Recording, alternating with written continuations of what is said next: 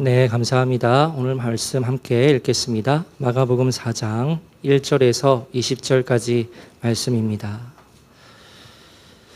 마가복음 4장 1절부터 20절. 꽤 긴 말씀인데요. 우리 차례대로 교독하면서 말씀을 읽겠습니다. 예수께서 다시 바닷가에서 가르치시니 큰 무리가 모여들거늘 예수께서 바다에 떠 있는 배에 올라 앉으시고 온 무리는 바닷가 육지에 있더라.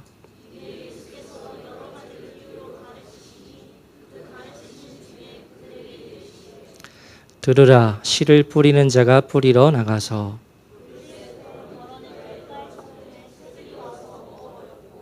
덜어는 흙이 얕은 돌밭에 떨어짐에 흙이 깊지 아니하므로 곧 싹이 나오나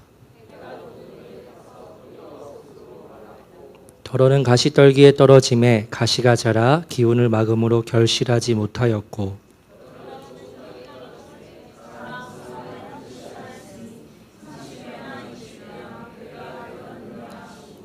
또 이르시되 들을 귀 있는 자는 들으라 하시니라.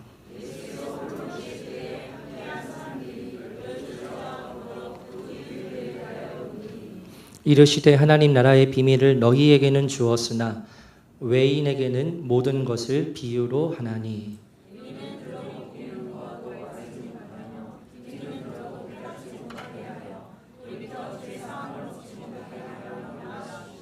또 이르시되 너희가 이 비유를 알지 못할진대 어떻게 모든 비유를 알겠느냐. 말씀이 길가에 뿌려졌다는 것은 이들을 가리킴이니 곧 말씀을 들었을 때에 사탄이 즉시 와서 그들에게 뿌려진 말씀을 빼앗는 것이요.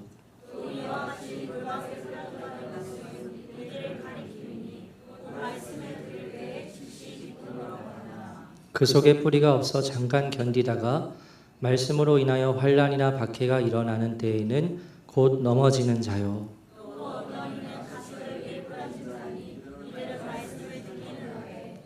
세상의 염려와 재물의 유혹과 기타 욕심이 들어와 말씀을 막아 결실하지 못하게 되는 자요. 좋은 땅에 뿌려졌다는 것은 곧 말씀을 듣고 받아 30배나 60배나 100배의 결실을 하는 자니라. 아멘. 네, 오늘 본문의 말씀은 어렸을 때부터 교회에 다닌 사람이라면 한 번쯤은 들어보았을 이야기입니다. 네 종류의 땅에 떨어진 씨의 비유라는 이름을 가진 말씀인데요. 사실은 오늘 본문으로 말씀을 전하기에 조금 애매한 지점이 있는데요. 그것은 예수님께서 이 비유의 말씀을 전하시고 그에 대한 해석까지 뒤에 완벽하게 해주시기 때문입니다.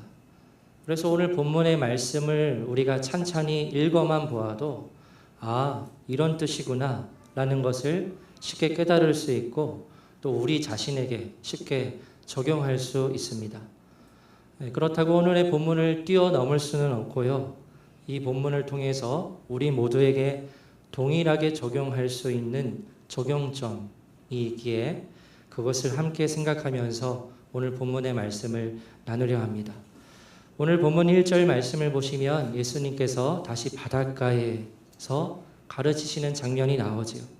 계속 말씀을 드리고 있지만 예수님께 있어서 가장 중요한 사역은 복음, 하나님 나라의 복음을, 말씀을 전하시는 일이었습니다. 이때도 수많은 큰 무리들이 예수님의 말씀을 듣기 위해서 모여들었습니다.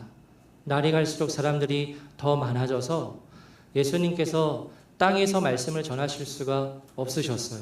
그래서 배에 올라서 말씀을 전하시죠. 그리고 뒤에서 부는 바닷바람을 이용하여서 거기에 모이는 육지에 있는 수많은 사람들에게 말씀을 전하셨습니다. 그런데 오늘 본문의 말씀이 우리에게 주는 특별한 의미가 있는데요. 우리가 마가복음 1장부터 차례대로 말씀을 나누고 있지만 예수님에게 있어서 가장 중요한 사역이 말씀과 복음을 가르치시는 사역이셨어요. 그런데 마가복음 1장부터 3장까지 정작 예수님께서 가르치셨던 그 말씀의 내용이 나온 적이 한 번도 없었습니다. 그래서 오늘 이 마가복음 4장에 이르러서야 예수님께서 당시 사람들에게 어떠한 말씀을 가르치셨는지 그 내용이 처음으로 나오는 본문이에요. 그래서 마가복음 1장 15절에 우리가 여러 번 다루었지만 때가 찼고 하나님의 나라가 가까이 왔으니 회개하고 복음을 믿으라 라고 선포하신 이후에 그 다음에 예수님께서 가르치시고 선포하신 말씀의 내용이 바로 오늘 본문의 말씀이라는 거죠. 그러면 오늘 본문을 통해서 예수님께서는 사람들에게 무엇을 가르치셨을까요?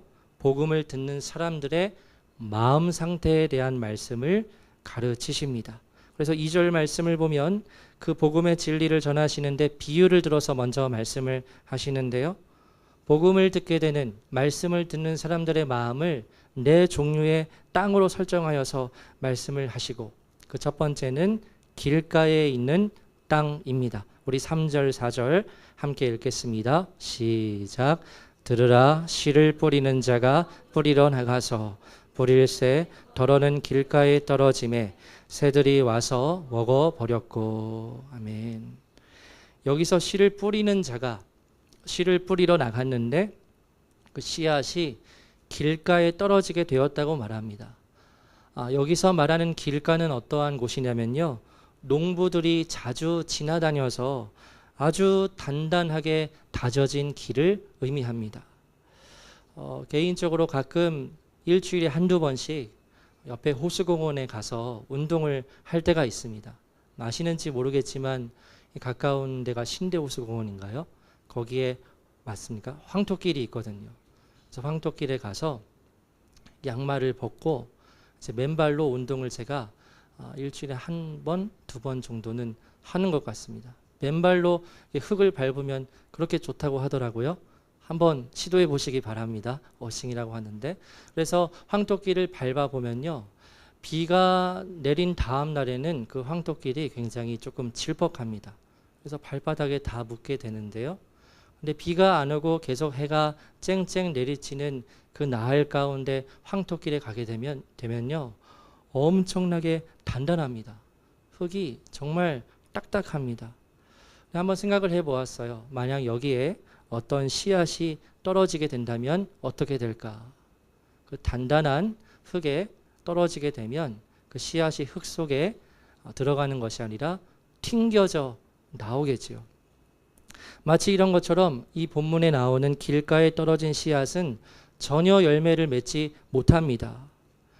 왜냐하면 그 결정적인 이유가 4절 말씀에 새들이 와서 먹어버렸기 때문이다 라고 그렇게 말씀하고 있는데요.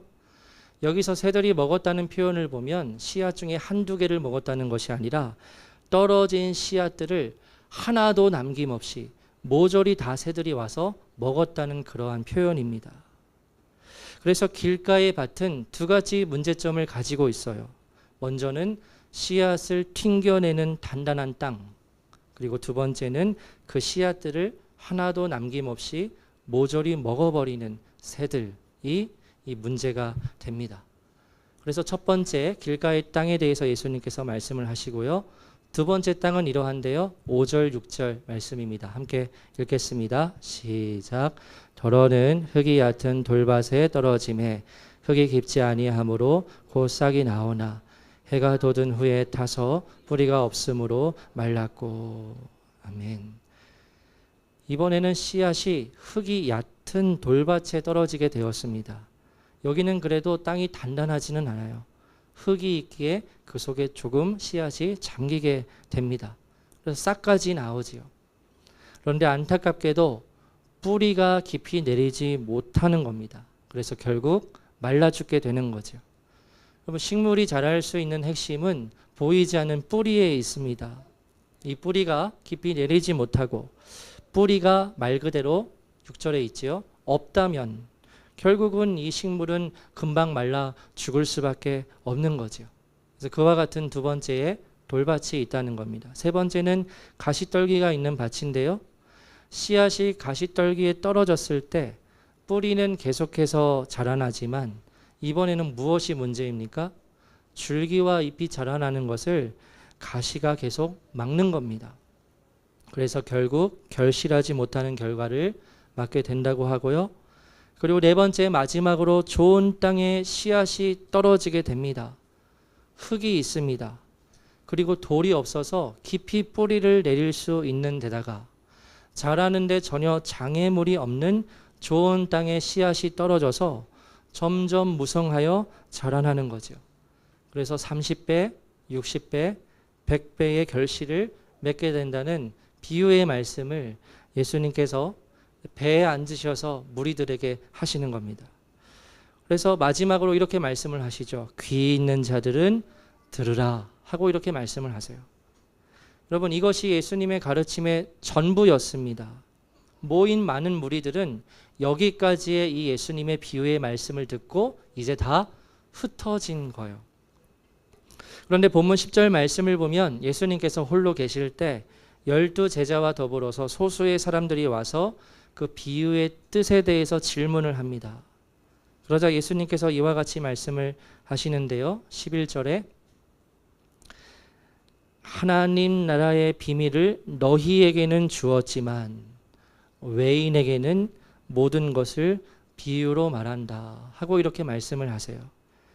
여기에 비밀이라고 번역된 단어가 미스테리온이라는 그러한 헬라어입니다. 제가 로마서 강해를 할 때 이 미스테리온에 대해서 자세히 말씀을 드린 적이 있었어요. 이 미스테리온은요, 제한된 소수의 인원에게만 허용이 되는 비밀스런 진리였습니다. 그러니까 오직 선택된 소수의 자들만이 누릴 수 있는 감춰진 말씀, 감춰진 진리, 감춰진 비밀이 바로 미스테리온이라는 거죠. 그래서 예수님께서 말씀을 하시는 겁니다. 하나님 나라의 비밀을 너희, 즉 12 제자들과 소수의 사람들에게만 전한다 하고 말씀을 하시는데, 그 다음 12절 말씀을 보면 우리가 쉽게 받아들일 수 없는 말씀을 예수님께서 하시는 것처럼 보입니다. 우리 12절 함께 읽겠습니다. 시작. 이는 그들로 보기는 보아도 알지 못하며 듣기는 들어도 깨닫지 못하게 하여 돌이켜 죄사함을 얻지 못하게 하려 함이라 하시고. 아멘. 이와 같은 말씀을 오늘날 우리가 보게 될 때 우리의 마음이 헷갈리게 됩니다. 왜냐하면 이 기록된 12절 말씀 그대로라면 예수님은 뭐라고 말씀을 하시는 거죠?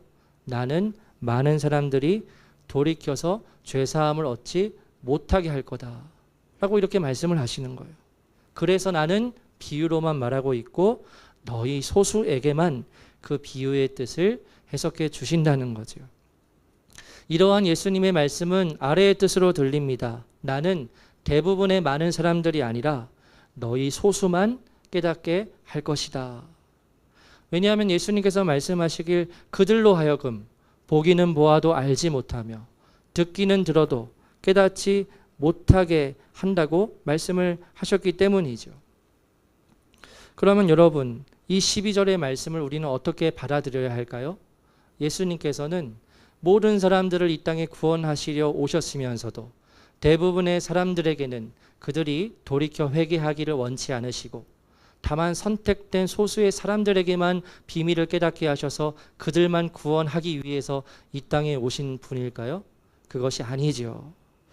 그래서 이 12절의 말씀을 이 기록된 그대로 문자적으로 해석하는 것은 옳지 않습니다. 왜냐하면 만약 예수님이 많은 무리들이 말씀을 깨닫지 못하는 것에 대해서 초점을 맞추셨다면 아예 말씀을 전하지 않으셨어야죠. 그러나 무리들이 잘 알아들을 수 있는 쉬운 비유로 말씀하셨다는 것은 그 비유에 담긴 뜻을 이 사람들이 언젠가는 깨닫게 될 가능성을 예수님께서 염두에 두시고 계셨다는 것으로 우리가 받아들여야 합니다.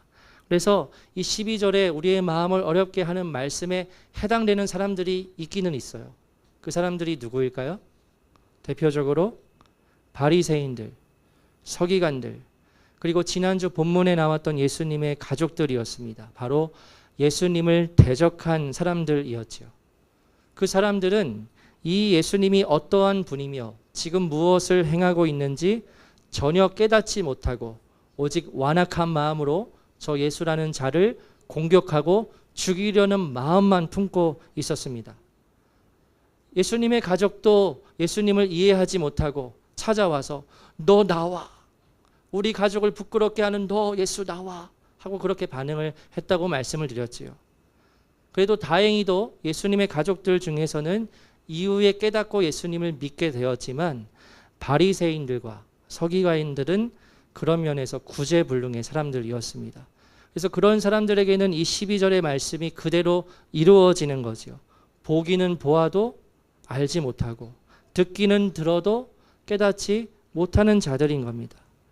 그들은 완악한 마음을 가지고 그들이 선택한 결과로 인해서 돌이켜서 죄 용서함을 받지 못하는 안타까운 결말을 맞이하게 되는 거지요. 그래서 이 12절의 말씀을 예수님께서는 수많은 무리들이 회개하기를 원치 않으신다라는 말씀으로 해석해서는 안 되고 스스로 마음을 악하게 만드는 그 소수의 사람들, 그 사람들이 스스로 선택해서 저와 같은 결말을 맞이하게 된다는 말씀으로 우리가 해석할 수 있습니다.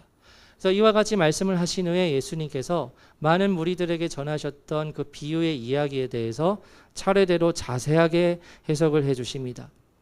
15절 말씀을 보면 첫 번째 밭의 비유는 이러하지요. 길가에 뿌려진 씨앗은 말씀을 들을 때 사탄이 와서 남김없이 빼앗는 경우라는 겁니다. 아까 길가의 땅은 단단해진 땅이라고 제가 말씀을 드렸습니다. 그래서 말씀을 듣게 될 때 마음이 딱딱한 거예요. 그래서 말씀을 듣게 될 때 그 말씀을 딱딱한 마음이 다 튕겨내는 겁니다. 그러한 마음을 가진 사람들이 있다는 겁니다. 그러면 그 튕겨낸 말씀들 다 남김없이 누가 가져가느냐? 사탄이 가져간다고 말하고 있지요. 앞에서 나온 새들이 누구입니까? 사탄인 거지요. 딱딱한 마음에 튕겨낸 그 말씀들을 하나도 남김없이 사탄이 다 수거해 가는 거예요. 참으로 안타까운 일이죠. 그래서 이와 같은 마음을 가진 사람들은 수없이 말씀을 들어도 내 마음에 남는 말씀이 하나도 없습니다. 그 말씀이 뿌리 내리는 것 자체가 불가능합니다. 그래서 이따가도 말씀을 드리겠지만 현실적으로 예수님께서 말씀하신 이 비유의 이야기를 오늘날 우리에게 적용을 해본다면 이와 같은 과정은 결국 뭐지요? 전도하는 때 그리고 교회에서 하는 설교를 의미할 겁니다. 그래서 14절 말씀을 보면 이렇게 예수님께서 말씀하시죠. 뿌리는 자는 말씀을 뿌리는 것이라. 뿌리는 자가 있어요. 여러분 오늘날 뿌리는 자에 해당하는 사람들이 누구이지요? 먼저는 전도자가 되겠고요. 그리고 교회에서는 설교자가 그에 해당이 되겠죠. 그래서 전도하는 사람이 혹은 설교자가 말씀을 뿌릴 때 내 마음이 완전히 딱딱해서 말씀들을 모두 튕겨내게 되고 그 말씀들을 사탄이 다 수거해 가는 그와 같은 일들이 계속 반복이 되면 어떻게 될까요? 믿음이 전혀 자라날 수 없는 결과를 얻게 되는 거죠. 그것이 이제 첫 번째 밭이다라고 예수님께서 해석을 해주시고요. 다음은 두 번째 돌밭입니다. 돌밭에 떨어진 씨앗은 뿌리를 제대로 내리지 못해 죽는데 이것은 말씀을 듣게 될 때 예수님의 말씀입니다. 말씀을 들을 때는 기쁨으로 받아요. 그 말씀을. 그런데 뿌리가 없어서 나중에 어려움과 환난과 박해가 찾아오게 될 때 넘어지게 되는 경우라고 말씀을 하십니다. 그래서 이 돌밭은 무엇과 연결이 되어 있냐면요. 외적인 어려움이에요. 말씀이 있습니다. 그런데 외적인 어려움이 찾아오게 될 때에 그 마음 가운데 있던 말씀이 사라지게 되는 거예요. 이렇게 된다면 결국 어떻게 됩니까? 신앙생활에서 이탈하게 되는 결과를 맞이하게 됩니다. 우리 주위에 이러한 경우를 많이 볼 수 있지요. 신앙생활을 하다가 어떠한 어려움이 오게 되면 혹은 시험이 들었다고 해서 아예 신앙에서 이탈하는 사람들을 우리 주위에서 볼 수 있습니다. 제가 예전에 말씀드렸던 이야기지만 제가 중학생 때 한 번은 친구 집에 놀러 간 적이 있었습니다. 그때 친구의 부모님이 계셨는데 제가 이제 목사의 아들이라는 것을 아시고는 자기들의 신앙의 여정에 대한 이야기를 해주셨어요. 원래 우리 집안은 교회를 다녔던 집안이라는 겁니다. 그런데 교회를 다니다가 불미스러운 일이 일어난 거죠. 어떤 성도님께 이제 어떤 재정을 이렇게 드렸는데 갚기로 했나 봐요. 그런데 그 성도님이 그 재정을 가지고 도망을 갔다라는 거예요. 그러니까 이분은 예수님을 믿는 신앙생활을 하면서 교회 안에서 이제 그와 같은 불미스러운 일, 어려움의 일을 이제 경험하시게 되었던 거죠. 그래서 우리 가족은 그때 그 일을 경험하고 나서는 교회를 끊었다고 저한테 말씀을 해주시는 거예요. 그래서 제가 이제 목사의 아들이다 보니까 우리는 이렇게 이런 일이 있었어 하고 말씀을 해주신 거겠죠. 이와 같은 경우입니다. 그러니까 예수님을 믿는 신앙생활을 하는 가운데 어떠한 어려움, 어떠한 불이익, 어떠한 환란이 오게 되면 말씀이 사라지게 되는 거예요. 그래서 신앙생활에서 아예 이탈하게 되는 그러한 경우가 이 두 번째 밭에 해당되지 않나라고 우리가 볼 수 있죠. 세 번째입니다. 가시떨기 가운데 떨어진 씨앗은 햇빛을 보지 못해서 죽습니다. 다 막는 겁니다. 근데 이 막는 것을 예수님께서 뭐라고 말씀을 하시죠? 세상의 염려와 재물의 염려와 그리고 세상의 유혹이라고 말씀을 하십니다. 그래서 앞에서 나온 두 번째 돌밭은 외부의 어려움과 연관이 된다면 이 세 번째 가시떨기의 밭은 내적인 어려움과 유혹에 해당합니다. 그래서 이분들도 말씀을 듣습니다. 이와 같은 마음을 가진 분들도 하나님의 말씀을 듣습니다. 그런데 내 마음 안에 있는 염려 그리고 내 안에 해결하지 못한 세상의 유혹들 이와 같은 것들 때문에 계속 하나님 나라를 위해서 살아가지 못하고 그래서 교회 안에는 있을지는 모르지만 생명 없는 종교 생활을 하는 경우라고 할 수 있지요. 두 번째 돌밭은 외적인 어려움 때문에 말씀이 사라지게 되는 거고요.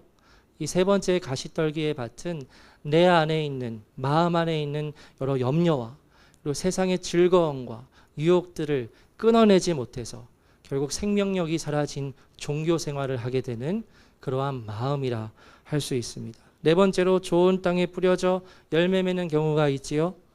씨앗이 열매를 맺는다는 것은 하나님의 말씀을 그 사람이 삶 속에서 실천하며 살아간다는 뜻입니다.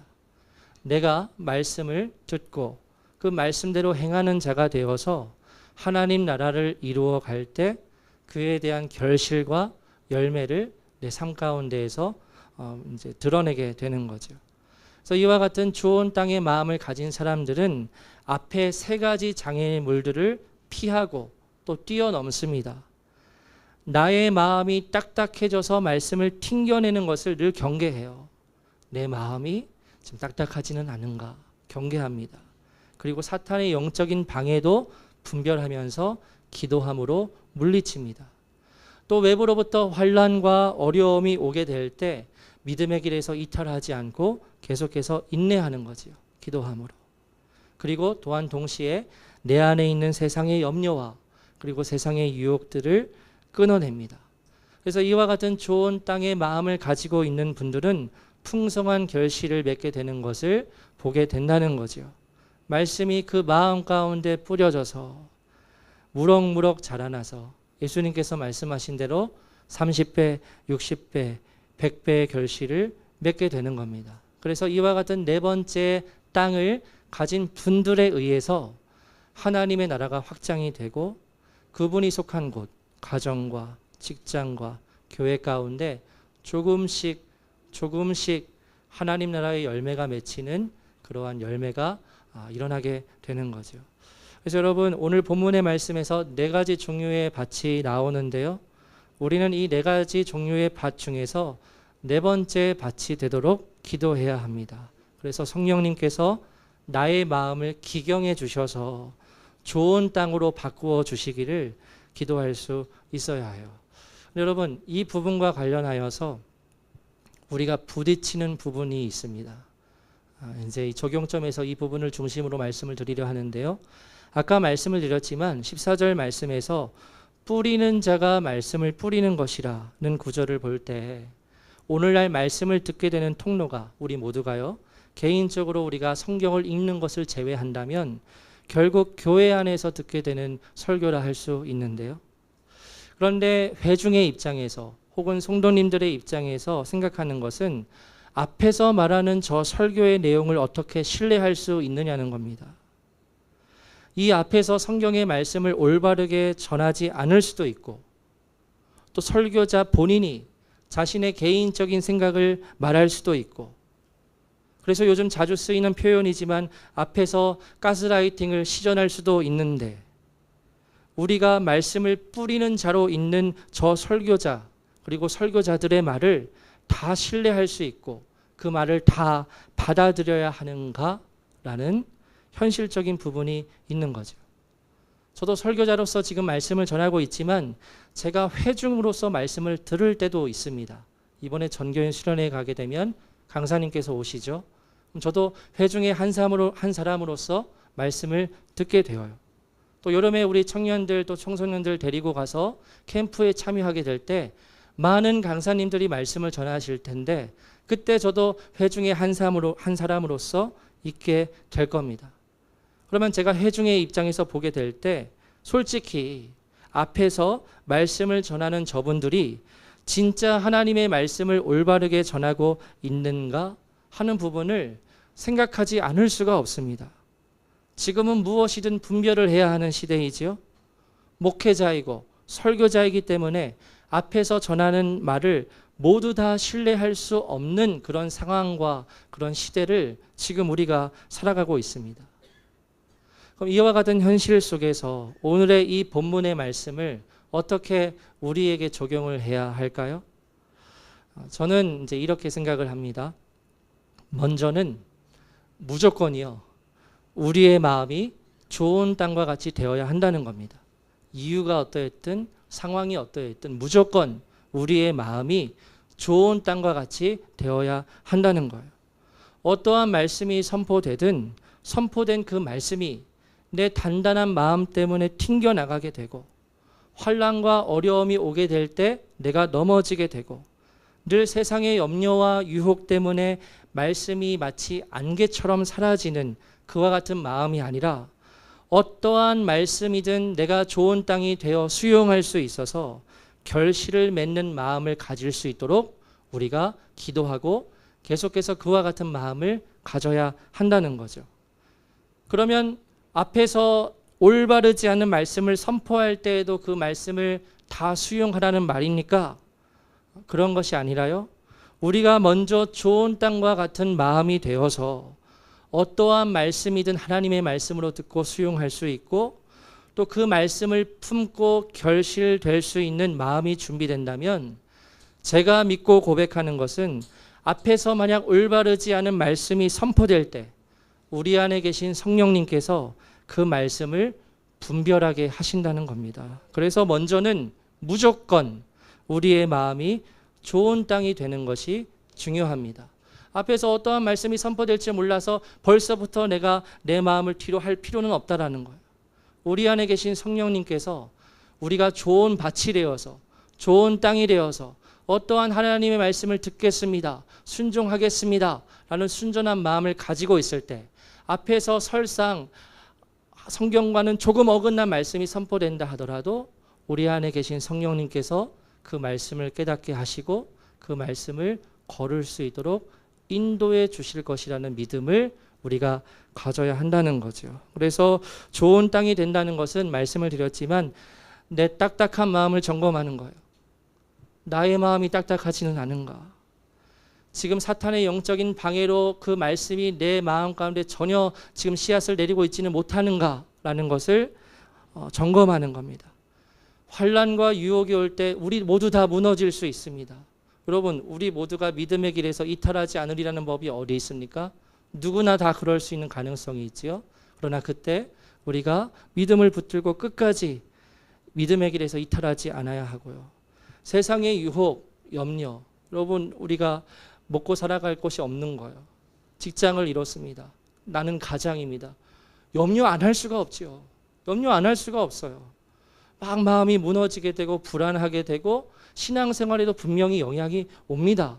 그런데 그때 우리가 하나님의 말씀을 믿음으로 붙들고 계속해서 인내하면서 신앙생활을 해야 하고 그와 같은 모습을 노력을 순종을 우리가 행하여 나아갈 때 그래서 우리의 마음밭이 모든 말씀이든 하나님의 말씀으로 순전히 받을 수 있는 좋은 땅과 같이 될 때 우리 안에 계신 성령님께서는 그 잘못된 말씀을 걸을 수 있도록 도와주실 것이라 믿습니다. 그러니까 계속 말씀드리지만 먼저 우선이 되어야 하는 것은 무엇이지요?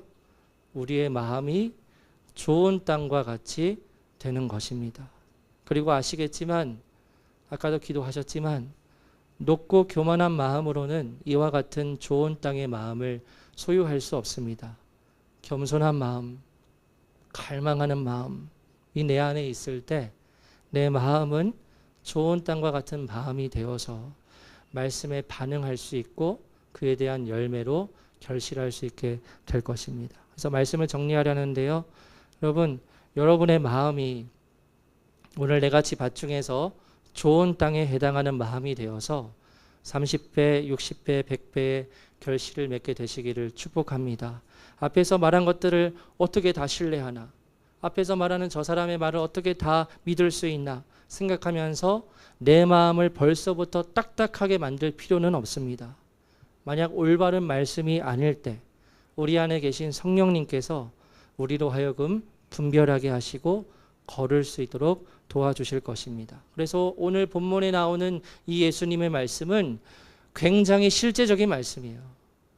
마가복음 1장부터 3장까지 예수님의 전하신 말씀, 가르치신 말씀이 한 번도 나오지 않다가 이 4장에 들어서 이 본문의 이야기로 처음 나오게 되는데 이 처음 나오는 예수님의 복음에 대한 가르침이 말씀을 듣는 사람의 마음가짐에 대한 가르침이라는 것은 오늘날 우리에게 시사하는 바가 매우 중요하다고 할 수 있죠. 굉장히 실제적인 이야기입니다. 첫 번째 땅, 두 번째 땅, 세 번째 땅, 네 번째 땅. 우리는 이 네 가지 땅 중에 어떠한 땅에 해당이 되겠죠. 근데 우리가 기도할 때 하나님, 성령님, 우리의 마음을 기경해 주셔서 우리의 첫 번째 땅이 네 번째 땅으로, 두 번째 땅이 네 번째 땅으로, 세 번째 땅이 네 번째 땅으로 변화되고 기경되는 은혜를 나에게 허락해 주십시오 하고 갈망하는 마음으로 기도하는, 겸손한 마음으로 늘 서게 되는 우리 모두가 되기를 주님의 이름으로 축원합니다. 함께 찬양하고 우리 기도하겠습니다.